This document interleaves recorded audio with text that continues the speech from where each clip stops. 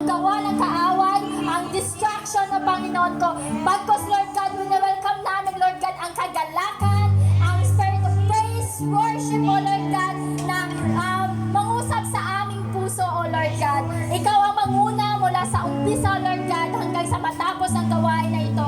Purihin ka, luwalhatiin ka. Ang lahat ng bless ay magsabi ng Amen.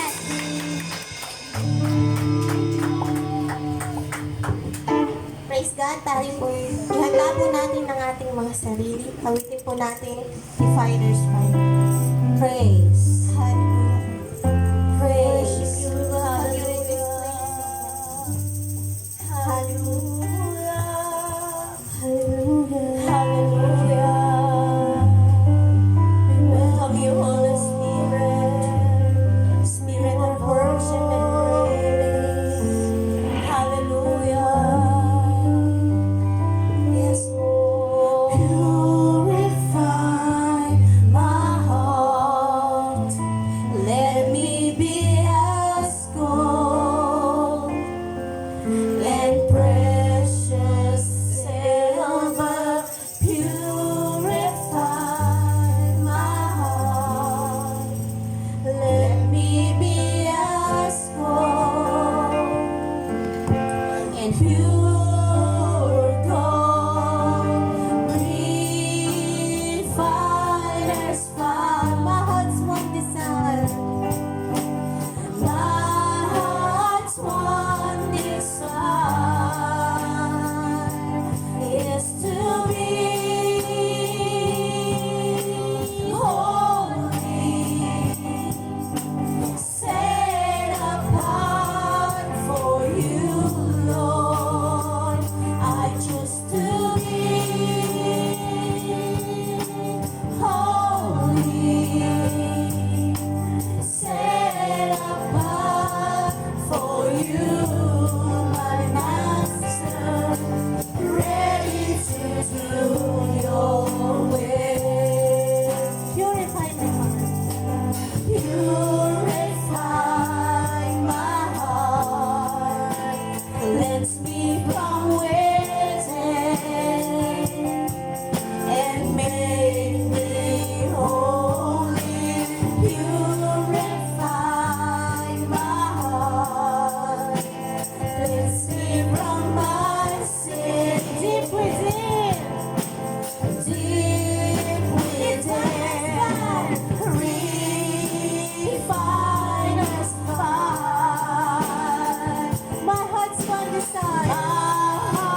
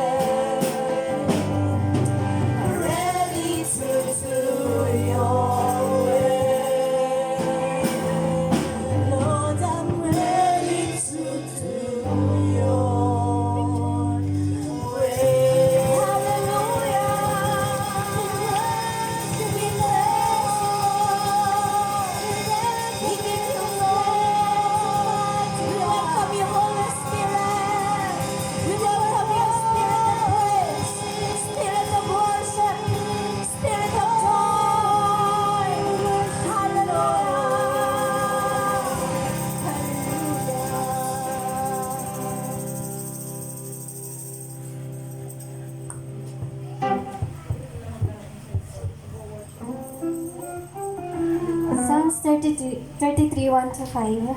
Sing joyfully to the Lord. Your righteousness is the fitting for the upright to praise Him. Praise the Lord with the harp. Make music to Him on the 10th string. Sing to Him a new song. Play skillfully and shout for joy. For the word of the Lord is right and true.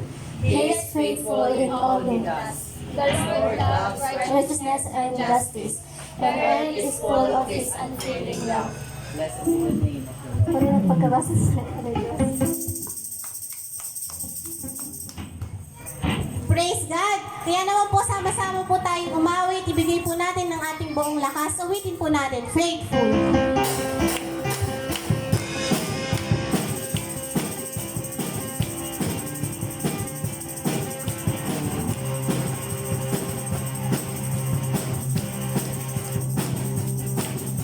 Faithful, that is your name and you are able. You stay the same now and forever. You will never change. Giver, amen. Giver, you open your hand, you are provider. You meet every need, every desire. My unshakable, it comes to you now. In trust we praise. Oh, oh, believing in our praises. Oh, oh, believing for your name. Oh, oh, we're standing out the day. Pray for your will to be done. Builder. Builder. What you have done is you will see through. So down inside a breakthrough. Hope that it's burning.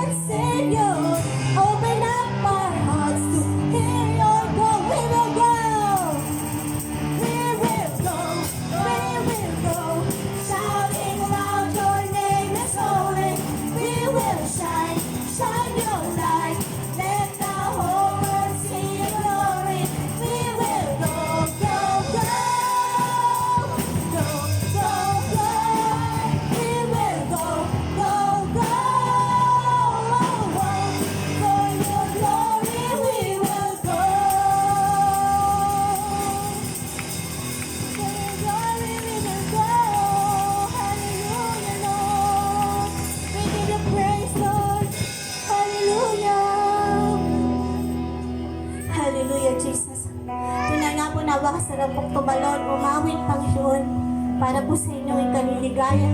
To honor you, Lord God. To worship you, Lord. To praise you is the greatest call that we can do, Lord God. Hallelujah, Lord God. We will continue to praise and worship your name sa inyong bahay panambahan, Lord God. And Lord, we pray, Lord God, speak to us, Lord. We are listening. Let these songs be a prayer, Lord God, that is coming from our hearts, Lord God. Hallelujah, Lord Jesus. And we will proclaim your goodness, O God. Hallelujah, Lord. Hallelujah, Lord God. I love you, Lord, Yes, Jesus. Thank you, Lord. for your mercy never fails me. All my days I've been held in your hands. From the moment that I wake up until I lay my head, oh, I will sing of the goodness of God. All my life,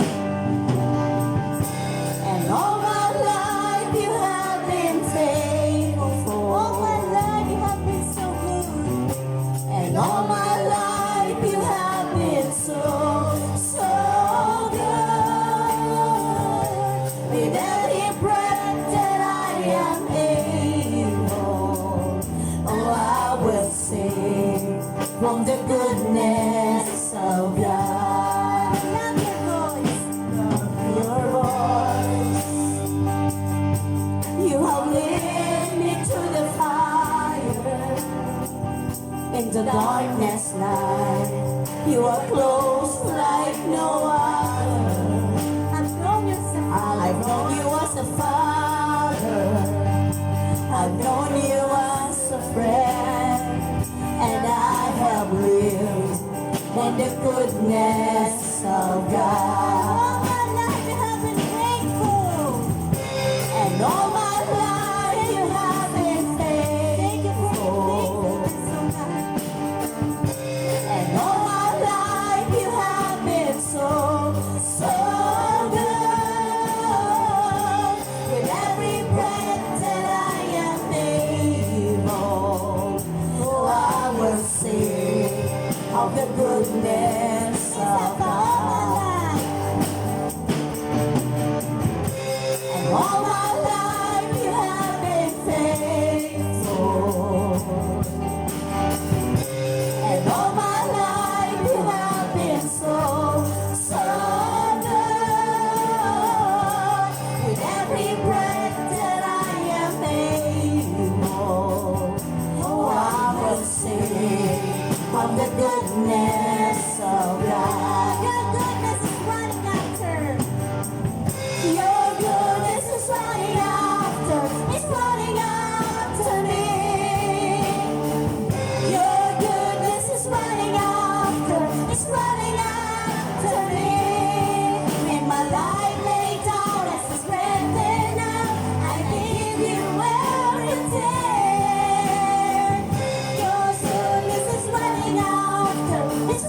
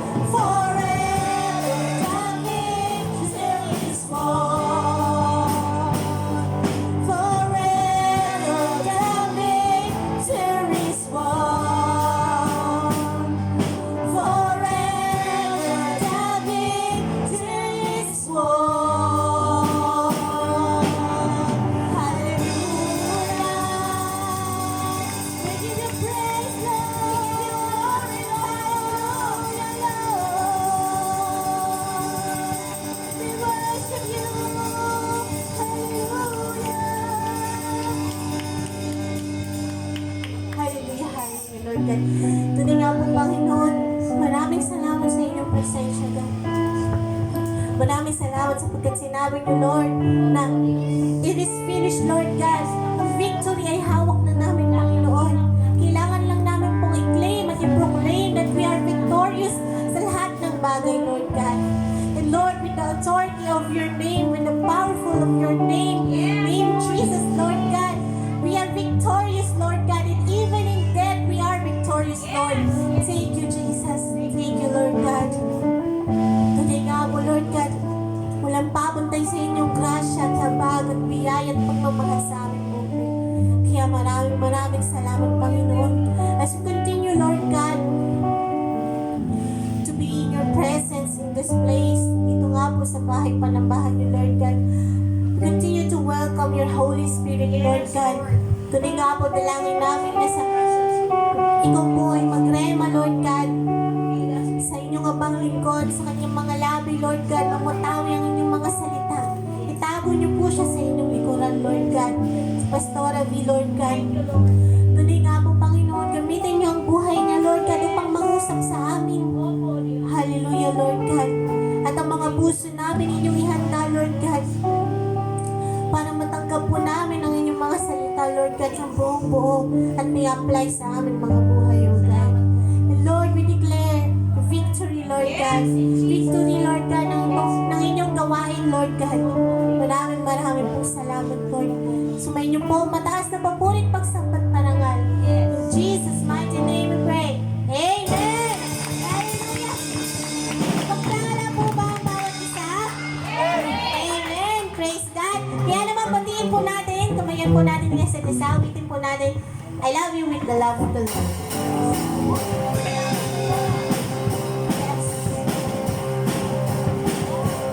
Oh, I love you with the love of the Lord.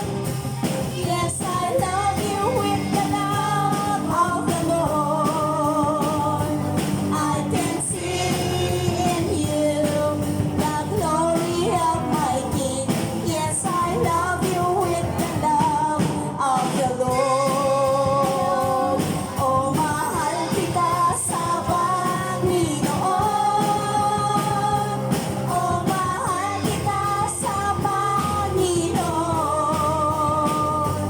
Nakikita ko kalwalhatian niya. Oh, mahal kita sa Panginoon. Oh, I love you. Oh, I love you with the love of the Lord. Yes, I love you with the love of the Lord. I can see in you the glory of my King. Yes, I love you with the love. Yes, I love you with the love.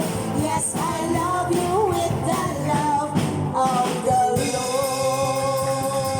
Amen.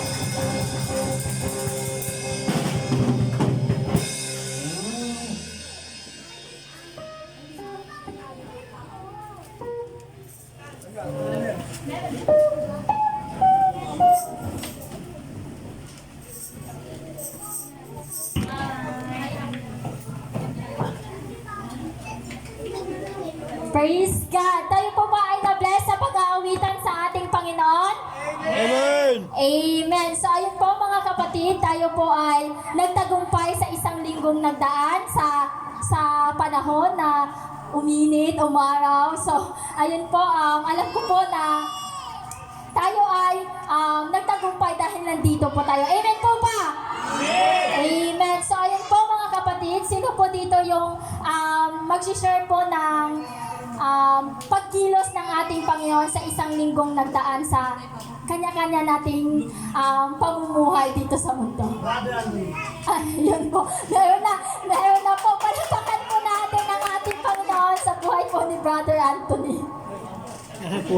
Pilitan ah. Hop, inom siya. Hello, good morning sa inyo. Pinagpapasalamat ko lang kasi yung nakarang araw, nagkasakit ako. Kumbaga sa totoong trabaho ko, hindi ako pinapasok. Kasi nakakahawa daw yung sore eyes. So, nandun pa rin pagkilos sa Panginoon kasi tinanggap pa rin ako ni Brother Bro para makapasok, para tuloy-tuloy pa rin yung income ko at papaano. Pati nagpapasalamat din ako dahil sa pamilya ko. Kahit tuloy-tuloy pa rin yung blessing sa kanila kahit medyo mahirap ang buhay. Pati kahit mahal yung bilihin, kahit kami na 3 beses sa isang araw. Amen. Yan lang. Praise God. Ayun, nakita nyo yung kung paano kumilos ang ating Panginoon sa buhay ng ating kapatid na sa kabila ng napagdaanan niya, nagkaroon siya ng sore eyes. So, hindi pa din tumigil yung biyaya, yung pag-provide. Gumamit ng instrumento yung ating Panginoon para tuloy-tuloy po yung income. Lalo na po pag meron na pong mga family, kumbaga, yung ating kapatid, andun yung provision ng ating Panginoon. Basta patuloy lamang po tayo magtiwala sa Kanya. God will provide always. So, ayun po mga kapatid, meron pa po bang gusto magpasalamat sa ating Panginoon? Dado. Oh. may bumubulong po dito sa atin. So, ayun po mga kapatid, di ba ang ganda po ng awitan natin na tawag dito yung sa kabila sa kabila ng pinagdaanan natin, pinagtatagumpay na tayo ng ating Panginoon. Sa kabila ng kung titingnan natin yung mundo, andun yung kadiliman, pero sabi nga, from darkness to light, from broken to whole, di ba? Ang sarap pakinggan. So, ayun po mga kapatid, meron pong bumubulong dito sa akin. So, tawagin po natin ang ating kapatid na si Brother MJ para magpatotoo. Si Panta na lang.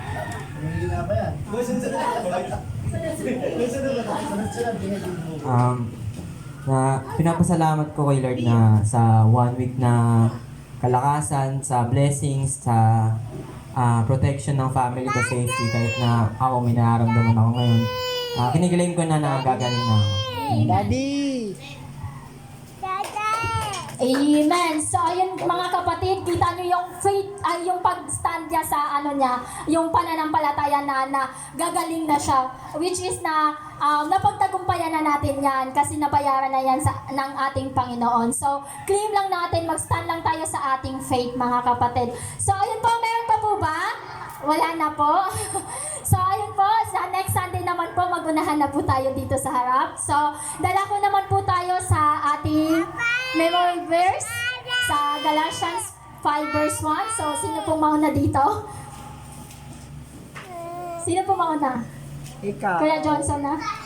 Ikaw. Ayun, si Sister Zina lang po.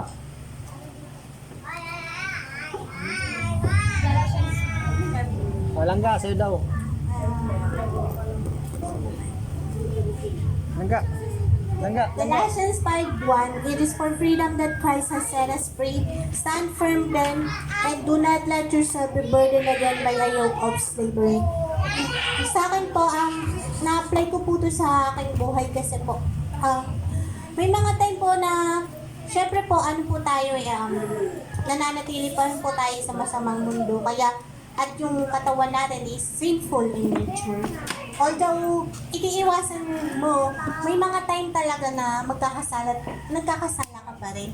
This is a reminder to us na, ayun nga na, sinet na tayo free ni Jesus. Kaya, mga time na mga dumadating na mga temptation, or parang malihis tayo sa daan, nire-remind tayo din to na, dahil na free na ako ay, wag na akong bumalik pa dun sa slavery ng kasalanan. And ano din to, meron din na nakaka-relate ako dito kasi nga sabi nga nila yung Holy Spirit daw is in one accord. Kapag kunyari, kapag pag may message siya, pinapaulit-ulit niya yun sa'yo hanggang maunawaan mo yun. Sabi nila, kasi nalilito ako, paano mo malalaman kung yung word na yun ay galing kay God at hindi sa kaaway or hindi sa sarili mo lamang.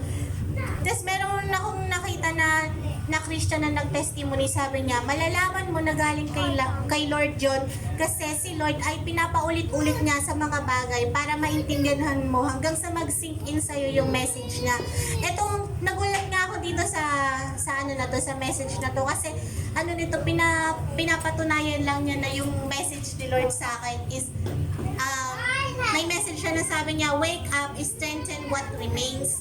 Sa ano naman yun, Revelations chapter 3 verse 2 to 3 na sinasabi niya na gumising ka kasi may mga time talaga inaamin ko na medyo parang na ano ko, naglalaylo ko. Yung may gusto kasi ipagawa kasi minsan sa akin si Lord.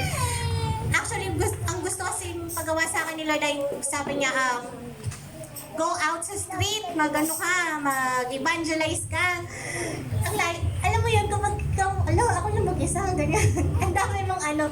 Pero ayun nga, ito nga, yung mga message na to, na katulad nito, sinasabi ni Lord ng paulit-ulit sa akin na gawin ko yung sinasabi, yung inuutos niya. Kaya ayun po, kay God po yung pagpulit pasasalamat.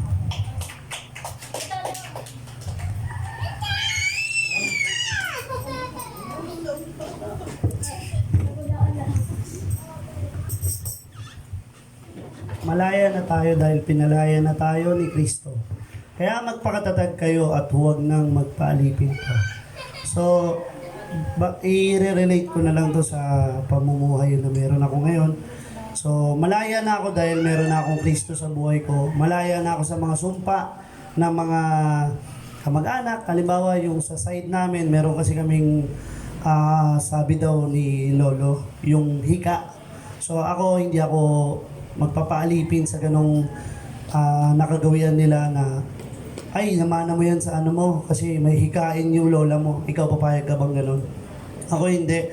Kaya sa tuwing magkakahika yung anak ko, pinapanalangin ko at nilalapit ko sa Panginoon yung sakit niya na yun dahil hindi naman galing yun sa kanya. Ang sakit ay nanggaling kay Satanas kaya alam natin dapat kung kanino tayo lalapit, which is dito, dapat malaya na tayo sa mga ganong paniniwala na hindi natin namana yung mga ganon. Hindi tayo papayag na may manahin tayong sakit na kahit anuman. Kaya eto, ibinabasi ko lang sa buhay ko, sa amin mag-asawa na, ayun nga, malaya na kami sa mga dati naming ginagawa, na malaya na rin ako sa dating ako na mabilis magalit, pag may kumat lang sa akin sa kalsada, ikaw, ngayon, patient na, hiya mo na lang, wala kang mapapala, maubos lang oras mo. Then, para sa pamilya mo dapat, pwede pang magkaroon ng danyos dahil gagastos ka. Yun. Kumbaga, nagkakaroon na ako ng option. Dati, pag galit ka lang. Pag wala kang Kristo sa buhay mo, wala kang option sa buhay, kundi magalit ka lang lagi. Doon ka pumokus kasi wala kang choice eh. Hindi kagaya ng meron kang Diyos sa buhay mo, nakalaya ka na sa mga dating ikaw, sa dati mong ginagawa, sa dati mong kahinaan bilang tao. So dahil tao lang tayo, kailangan natin si Jesus sa buhay natin upang makalaya tayo sa pang-aalipin sa atin ni Satanas na mga nakagawian nating paniniwala, sumpa o ano man yan. At kaya sa Diyos ang papuri dahil nakalaya na kami sa mga ganong curse. Sa akin naman po, sa akin ko ulit.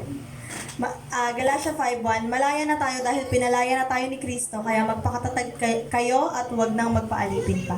So ayun po, napakagandang paalala nito sa atin kasi minsan 'di ba may mga times talaga lalo na pag nanay, yung pag nag-iisa ka na, doon mo kasi mararamdaman na parang kawawa naman ako, pagod na pagod ako, wala ba kayo magtutulong sa akin, hindi ba nila na-appreciate yung mga ginagawa ko, nakikita lang nila yung isang bagay pag madumi na, pero pag malinis hindi nila napupuna.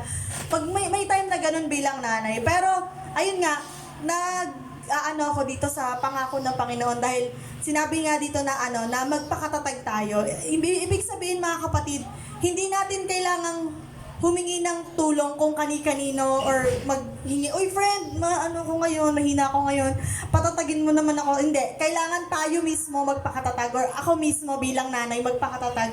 Kasi pinalaya na tayo ng Panginoon sa mga bagay na yun. Lalong-lalo na sa mga ganun yung kadalasan sa mga nanay yun, yung mga bigla ka mapanghihinaan ng loob. Pero yun nga, salamat sa Diyos kasi nung bago akong nagkaroon ng anak, alam ng nanay ko yun na ako yung pinaka lampa, yung pinakamahina yung loob. Nung time na nagkaroon ako ng pamilya, syempre biglaan, from dalaga ka na, sige lang, bahala ka dyan, magtrabaho ka, pumasok ka sa trabaho mo, umuwi ka ng kung anong gusto mong oras, tapos biglang nagkaroon na ako ng pamilya. Parang yung adjustment ba bilang dalaga to nanay, parang biglang ang bigat ng responsibilidad mo. Doon ko talaga naranasan yung laging ako nagpe-pray noon, pero hindi pa ako ganun kalalim kay Lord noon. Tapos nung pag nagpe-pray ako, parang di ko nararamdaman parang ang layo, parang mahihirapan pa din ako, parang ganun. Pero sabi ko nun sa sarili ko, sinusuko ko na lahat sa Panginoon, lalong-lalo ng mga anak ko kay Buboy.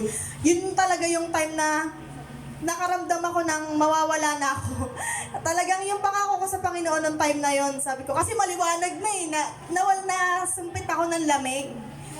Maliwanag na yung paligid. Umiiyak ako dun sa sitwasyon na yun na sabi ko, Lord, bigyan mo ako ng pangalawang pagkakataon. Iaasa ko sa'yo lahat, ibibigay ko sa'yo lahat ng kaya ko. Tapos nung time na yun, yung pakiramdam na pagtatagumpayan ko na yung mga sumusunod dahil pinatatag na ako ng Panginoon. Ayoko nang balikan, ayoko nang maramdaman ulit yung ganon kasi hindi sa Panginoon galing yun pag nabibigatan tayo. Minsan inaalaw lang niya para maranasan natin, para maramdaman natin at malaman natin kung kanino tayo dapat lalapit. Kaya mga kapatid, wag na tayong magpaalipin pa sa lungkot, sa mga bagay na yan. Maiksi lang yung buhay para hindi natin ialay sa Panginoon para maging masaya tayo at saka may kagalakan tayo sa mga puso natin. Hala, tabi po. Ayun po, sa akin naman po, hindi ko na po babasahin yung Galatians 5:1. So, sa akin naman po, God set me free sa mga bagay na, alam niyo po, syempre, babae, gano'n, yung dalaga pa, yung mga gano'n, yung lalo na po sa mga fans, yung mga, talaga, yung idolatry sa tao. Grabe yung yung naranasan ko sa mga bagay na yan. Alam ko madaming makaka-relate dito. Tawag dito, hindi naman sa mga K-pops. Kumbaga, sa sa Pinoy, mga dito lang. Hindi, kay La Daniel, ganon. Grabe talaga, sobrang fan na fan po ako talaga noon. As in, nung high school pa lang ako, pumupunta ako ng mall pagka, hindi alam na magulang ko to yung umabsent lang po ako ng half day kasi whole day yung school namin nung high school. Umabsent ako ng half day ng hapon para lang pumunta. Pero naka-uniform kami. Pumunta kami doon sa show nila Catherine. Tapos nung pumunta ako dito sa Maynila, nandun pa din yung pagiging idolatry ko sa kanila. Kumbaga, bumibili pa ako ng damit. Kumbaga, damit nilang dalawa. Tapos yung parang pinaggagastusan ko siya. Hindi naman as in gastos na talaga. Yung sakto lang. Yung parang ganon. So, ayun po, yung nakakailala po ako sa ating Panginoon. Naging tinanggap ko as Savior yung ating Lord. Naging malaya ako dun sa bagay na yun kasi narinig ko yung word of God na hindi tayo dapat magiging yung pagiging idolatry is sin po yun. So kumbaga, yung damit ko na yun, kahit mabigat sa loob, unti-unti po, yung damit ko na yun, binigay ko po sa katrabaho ko. So ayun po, andun po yung process. So madami pong pinalaya sa akin ang ating Panginoon. Hindi nyo lang alam, mabilis lang po talaga ako magalit. Onting kipot lang, lalo pa kay Jason. Kumbaga, konting kipot lang, gagano na lang si Jason. Yaw-yaw ka ng yaw-yaw. Yung parang ganon. Kasi, basta ganon ako, yung kumbaga, konting lang, mabilis ako mainis. Pero salamat sa ating Panginoon dahil pag may inis ako, parang gusto ko na lang manahimik, Lord, yung gano'n, Lord, parang kaya ko to, Lord, ikaw na pong bahala, self-control, gano'n, pagmamahal, yung parang gano'n. So, ayun po, salamat po sa Panginoon dahil pinalaya niya na po ako sa mga bagay na kung ako lang, hindi ko kaya sa kahinaan ko, hindi ko kaya kung sa aking sarili lang, hindi ko kaya lang. Pero salamat sa ating Panginoon dahil yung pagtulong niya, yung pagkilos niya sa buhay ko, nakikita ko nakikita yung family ko, nakikita din po nila. So salamat dahil hindi niya ako pinabayaan. Yung word na tumatanim dumating sa puso ko, yung narinig ko ay naisa sa buhay. Kumbaga, salamat po sa ating Panginoon. To God be the glory.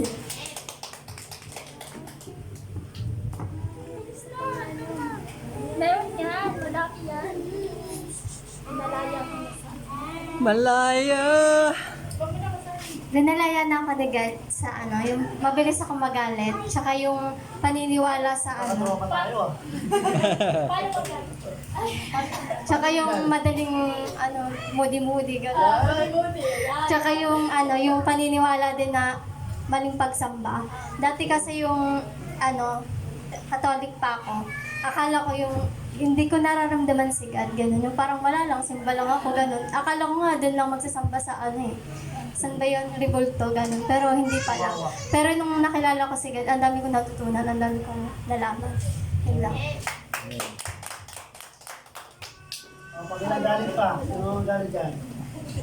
Paula, si Paula ay. Babasa ka ng Paula. Pre, mamatapos tayo.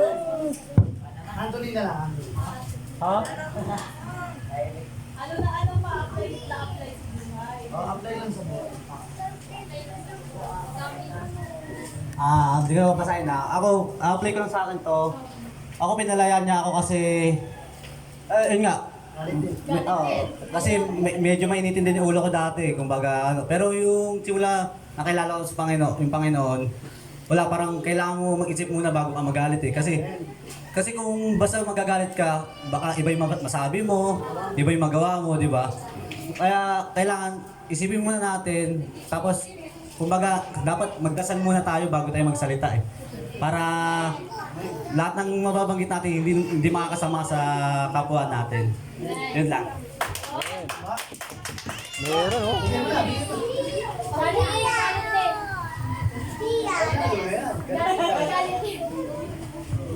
Siguro ako yung pinalaya na ako ni God sa mga dati kong gawain. Yung mga tropa. Yan, palalayain niya na ako doon. Mga tropa pips. Saka mga tropa-tropa, barka-barkada, gano'n, mga inom dito, inom dyan. Yun, nakalaya na ako sa gano'n. Yun lang.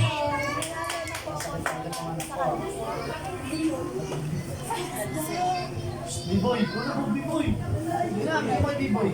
Meron yan si Kiko. Uy! Ayun, basahin mo lang. Paula ayaw.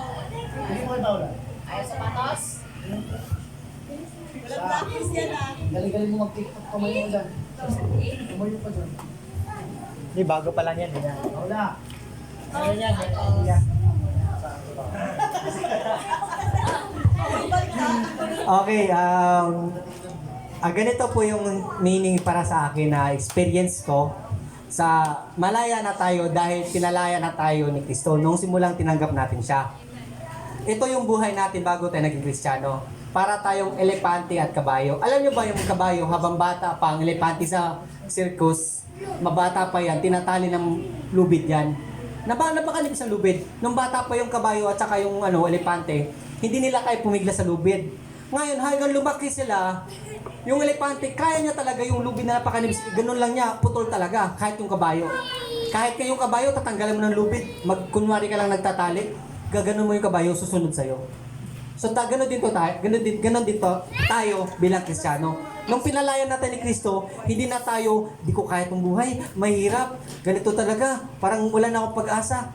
Pero yung tali na yun, tinanggal na ni Jesus, at yung kaaway nating hindi natin nakikita, pilit tayong pinapakita sa atin na nakatali tayo, pero pinalaya na talaga tayo. Ang kailangan lang po talaga natin is kaya nga magpakatatag.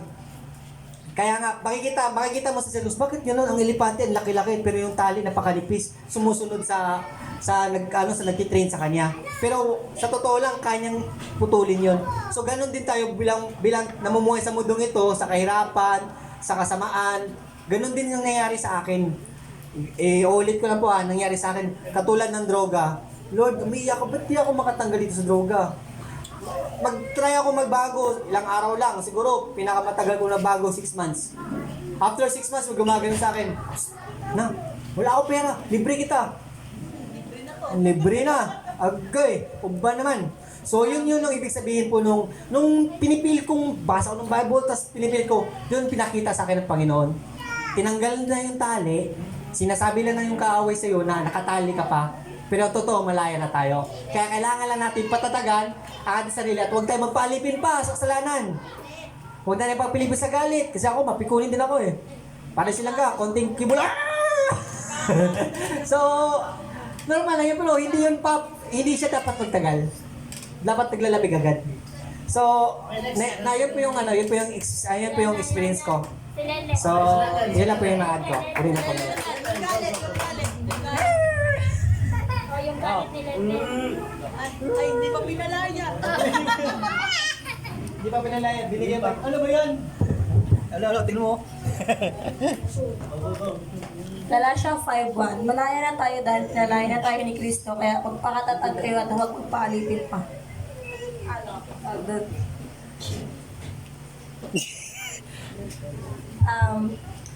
Naligtas na tayo ng Panginoon, kaya huwag na tayong magpaalipin pa sa kasalanan ng mundo. I-relate ko lang sa akin yung matampuhin, yung matagal mawala yung tampo. At yung hindi pa ako nakakilala sa Panginoon, pag nagtatampo ako, umaabot ng 1 linggo, 1 buwan, 1 taon. Pero nung nakakilala ko sa Panginoon, yung tampo parang parang second na lang yung dadaan, tas okay na ulit. Hindi kagaya nung dati na pag nagtampo ako, bahala kayo dyan, di ko kayo iimikin. 10 years. Kahit ilang taon, ilang araw pa yung makalipas, pag hindi mo ako walang mangyayari. Tas yung nakakilala na ako sa Panginoon, mabilis na lang makapagpatawad, pawala ng tampo. So, yan lang. Okay. Okay, sino po yung pangkalatang panalangin? Ayan po.